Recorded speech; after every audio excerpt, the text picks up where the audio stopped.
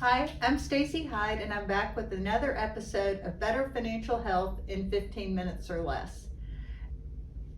I would like to discuss something today that if you've ever met with a financial planner or if you've ever tried to use some financial planning software on your own, it'll ask you for your goals. And I think a lot of people kind of shut down there, especially younger people. I actually have some clients, they're younger, really smart, professional people doing well. And they said that they had previously met with somebody and they said, we're not even 30 or in our early 30s. We have no idea when we're going to retire. Yeah, we'd like to be able to retire earlier, but we don't really know what our goals are. We haven't even started our family, or they were thinking about starting a family. And I think that that's where the financial planning, financial service industry kind of has a disconnect with real world people. And what I would encourage you to do is to just try to make good choices now. And by that, I mean save money, put money in your employer plan, particularly if you get a match. If you don't, you can set it up to invest in an IRA or Roth IRA on your own. The thing to keep in mind, however, is if you want to max out your savings, you've got much higher limits in your employer sponsored plan than you do in an IRA. So an IRA is going to be limited to $6,000 a year. This is assuming you're under 50. Employer sponsored plan is going to be $19,500. So quite a bit more money that you can put aside, whether that is pre-tax or Roth. And the younger you are, the more I think you should lean toward Roth. So what I want to go back to is goals. What I would tell you to think about is not what your goals are necessarily, because those change. I mean, if you asked my husband and me what our goals were when we were in our early 20s, we were like, survive, have some kids, be able to retire at some point, go on some vacations. We didn't know. They were all pretty vague. But one thing that we did do was we saved. Always at least 15% of our pay. We put it aside. When we had kids, we started putting money aside when we could. To be honest, when they were real little, we didn't have any extra money. All the money we had went to diapers and formula and daycare. So, but once they got out of that stage and, got into preschool that actually costs less than daycare, we started putting some money for their college away.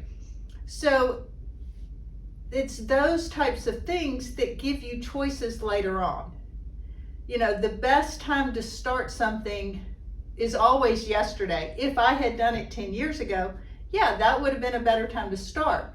But the next best time to start is now. So if you're not saving anything, start saving. If you're trying to figure out how, get that credit card bill out, get that bank statement out, look at those recurring charges. How many streaming services are you paying for? I've talked about this before. Where are you spending too much money at the Quick Mart, the convenience store? Are you going out to eat more, or are you driving through fast food? Figure that out, where you're sort of leaking money and it's not something that you're really passionate about.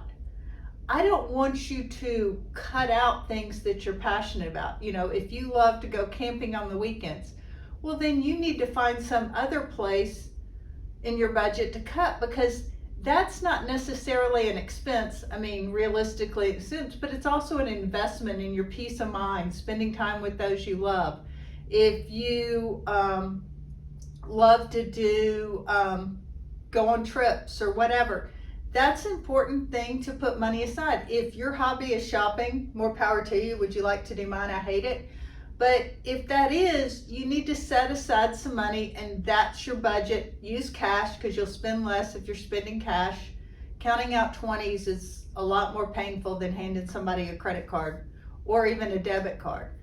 And so that's what you need to focus on, because what you're trying to do, it's these little steps done over and over again, and then you're going to get 5 years from now and you're going to realize that you've got $100,000 in your retirement account. You've got some money in your kids' college. You've done these things and they build on each other. It doesn't seem like much today, but good decisions compounded over time is how you become financially successful. It's how you become the millionaire next door. There is no magic trick. But along the way, don't get so caught up in saving and not spending any money that you forget to enjoy the people in your life, your friends, your family, and to take time and take money to have those experiences, because those will be what you have to look back on. One thing I do want to touch on a little bit, because I see it comes up a lot. There's this huge sports complex in kids' sports to get them to, as we called it in our family, go pro and do something more than playing rec league ball. And if your child just loves it and, you know, they can't get enough of it, you know, when they're not at practice, they're out in the yard, they're dragging you out, that's one thing. But for most of the kids I see, it's the parents get caught up in it. They're like, well, I want to give them this.